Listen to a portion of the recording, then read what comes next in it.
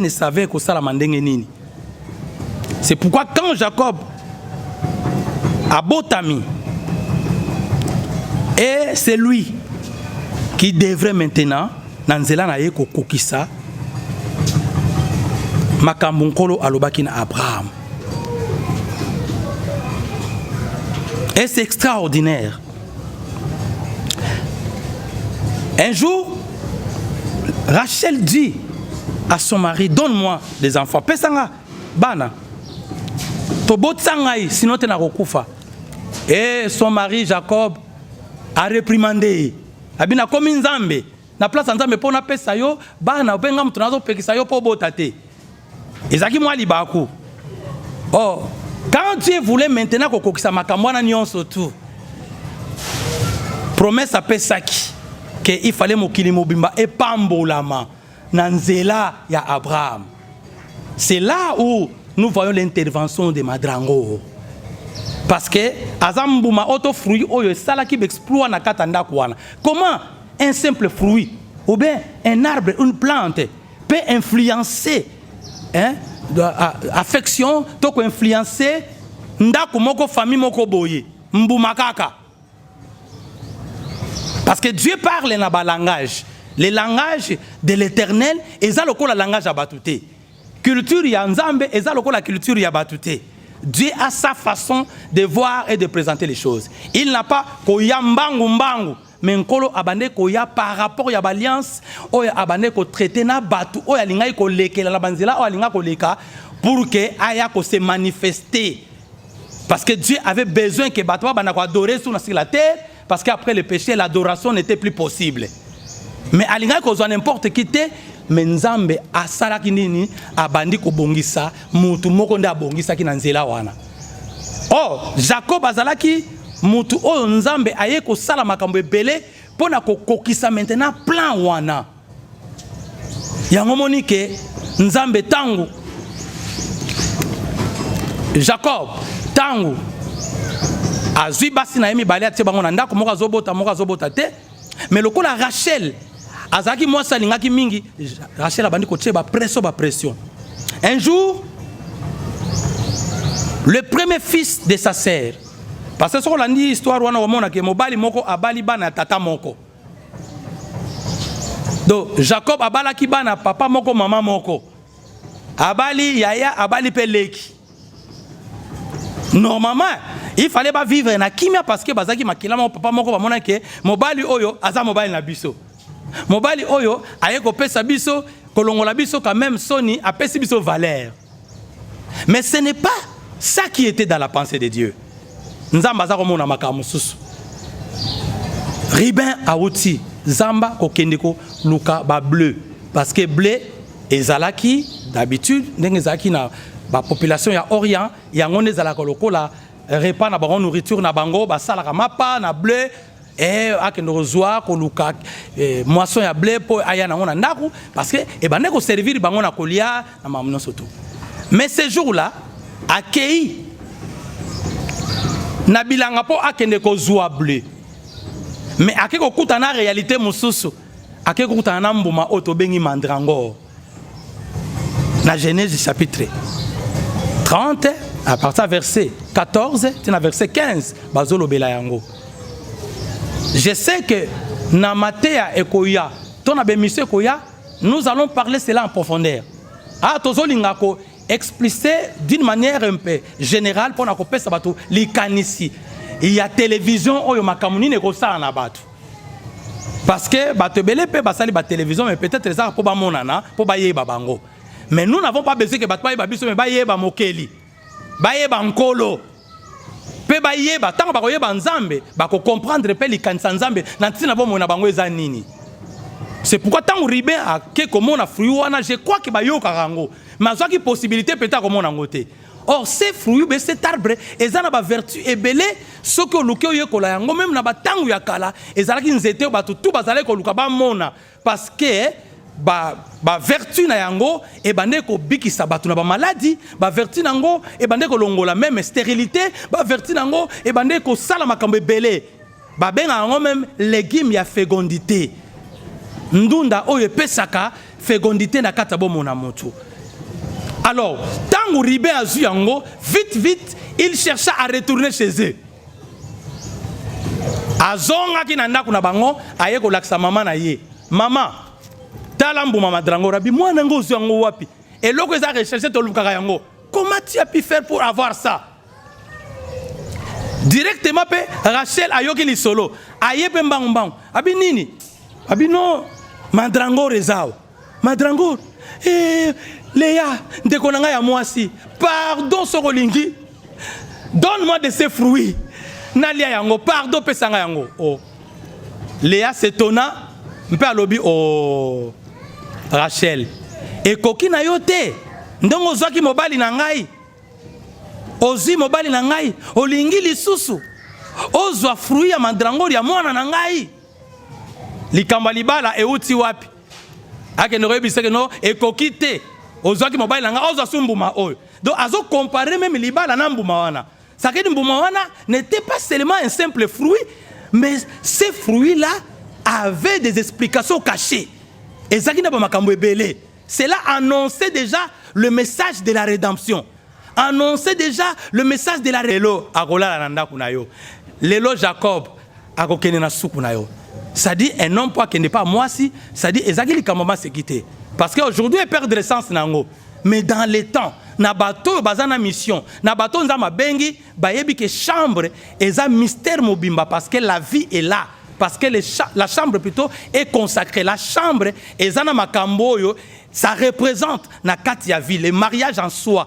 Eza ma bomba mimoko ya makasi parce que c'est là où Dieu est en train de former des oins. Alors à sepeli nango abi azupe apesiye. Tant que Rachel azimbu mawana alongo les rivalités entre oezalaki nandeko na ye. Moto bandeko pela na kata ndako wana comme azwaki mbuma madrango rale yango moto wana ekufi. Or quand nous regardons Colossiens, nous voyons quelqu'un a fait la même chose. Tozo monake réconciliation moke salamika po mbuma na ekotaki. Mais kotala ngo boye mona ki mbuma. Mais ndenge nini eko boma, jalousie, makambu tout. Ambiance ya mabe oyezaka na kata ndako wana kaka tango mbuma wana ekoti mwasi wana andimi kosede mobile pe mwasi mususu wana andimi kozwa mbuma wana pe atiki bitumba pe kime ekoti na kata ndako. Donc mbuma oyo soki ekoti na esika ata rivalité zalaki ata bato bazalaki na désordre ata bato bayokanaka te fo bato bayokana. C'est ça même le noyau, la mission même de l'église. C'est pour amener l'amour. Oyo mutabungi saki na jardin ezonga. Parce que l'église réellement azaloko la jardin oyo nzamba tchaki mutu pour que mutu akwa ko vivre amour ya nzambe. Mutu a vivre intimité présence nzambe, mutu a vivre son éternité, mutu akufate. Kasi mutu a vivre bilaka ya nzambe. Alors tant mbumane koti et permettre moto wana momentané et foi. Ayebisie le mari comme akende bilanga soka ye lelo akoye pa na nga Rachel te lelo akoye pa na yo naza ko pesa annonce moko ya mokie. Vous allez voir que ce n'était pas seulement basimi balé mais c'était des alliances entre Léa et Rachel. Quand il dit mobali azaki anga mais nazo peso, la même façon Israël retenait Dieu. Mais à cause de fruit à mandrango, maintenant Israël devrait doser pour na kopesa na biso ba nation to yeba ki nzambe te to profiter pe na semence à mobali. Donc à cause de fruit à mandrango, Rachel a vendu à pemi mukie et elle a laissé sa sœur Léa jouir na nuit wana.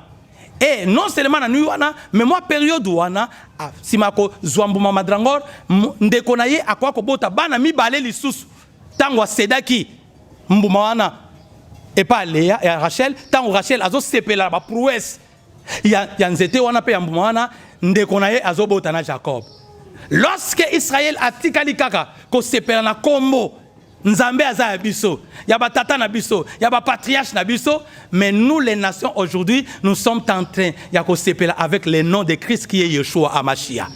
Ça dit biso peto koti na kati alliance, to sepeli pe lelo Nzambe o akomaki lokola mopaya po na biso, mais to ndimi Nzambe wana parce que il y a un sacrifice qui a été fait.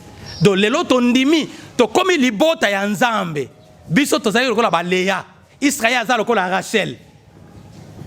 Oh les lots Israël une partie na bango baza na ndisma ya cœur, c'est-à-dire baza na kati ya ko bénéficier ko profiter na ba prouesse ya mwana sans tenir compte aussi que nzambe o ya bango azobota pe na biso tozali bapaya. Nzambe wana pe akomi ko sala bana yango ni hébreu azoloba. Autrefois, Dieu a parlé à travers nos pères, nos prophètes, mais aujourd'hui, maintenant, il ne parlera plus à travers les prophètes, mais à travers son Fils, qu'il a établi. Et dans Zélanaye, nous sommes c'est-à-dire, nous sommes les gens qui sont nés, na kati ya possibilité, ya lelo. C'est-à-dire, nous les gens qui atteignent le temps de la fin, tobotami, na kati na ministère ya fils, c'est-à-dire le véritable madrangor. Mbuma oyo eyaki oyo ba pesaki pour que rivalité, pour que zuwa nyonso makambu nyonso tout oyo et permetaki te que biso to banzambe et kweya. Donc Christ anticipativement parlant, tozo présenter lokola mandrangor wana. Parce que tant que même Jacob ne pouvait même pas refuser habiter le long de programme non Rachel Léa Nassima. Kaka ndenge kaka mbumana ekendeki na maboko ya Rachel. C'était maintenant le temps. Rachel peut aller au Zélaye Nanzela. C'était na Golgotha où la transmission, transfert ya autorité et qui t'a nation et Israël a dit que c'est dans le nom de Dieu. Donc nous sommes là, nous sommes tentés d'annoncer ces choses. Les gens qui vont nous suivre. Naba prêche Yassima pour te raconter naba détail pour expliquer makambo qui doit donner les gens vraiment sens et compréhension. Il y a Salina Bango, parce que les gens ont soif de la parole, parce que les églises sont détruites. Le diable est maître qui enseigne maintenant partout. Mais aujourd'hui, nous sommes nés dans 4 ministères. Il y a fils et qui doit aussi donner naissance à fils. La Bible nous dit, la création tout entière soupire et elle attend avec vraiment un désir ardent la révélation des fils de Dieu. Et ces fils qui vont venir maintenant avec l'aide du Saint-Esprit pour transmettre, aller faire marcher et donner les gens ces fruits de madrangor pour qu'ils aient sa fécondité. Pour battre belé babo tagalisouté. Il faut ce sont les œuvres de Dieu qu'ils vont commencer à produire. L'amour, la joie, la paix, la douceur. Biloko na kata l'église ezate. L'église est comme encore ya batu. Ba pasteur ba comment la bango donc le col ba colo l'église. Or il y a un propriétaire suprême. Il y a église. Que Dieu vous bénisse. Landingai esprit de discernement. Pour être tango to komi ezatan batu bazana posa koyoka maloba o ekoya ko sikola mpe ko changer bomo ina bango. J'ai pris pour toi ma sœur, mon frère, mon papa, mon fils, partout au bozali que moli mon ankolo eye banako kambabino nguya na lisiko et kota na kati ya via moko na moko comme il est écrit. En effet, la loi de l'esprit de vie en Christ vous a affranchi de la loi de la mort et du péché. Et si cet esprit qui a ressuscité notre maître d'entre les morts habite en vous, cet esprit vous donnera aussi la vie à vos corps mortels. Bozwa vie na katra banzoto na kufa. Mutu tout azana malade, mutu tout azana problème d'une manière ou d'une autre, a tourné ba regard inquiéteux qu'il regarde à l'Éternel. Sois béni et sois fécond. N'a pas problème nion surtout que Dieu vous bénisse et qu'il vous rend réellement au centuple. N'a pas posa oyo ezana katina bo monabino. Nzambe apambola bino. Je vous bénis au nom de Jésus-Christ de Nazareth. Amen.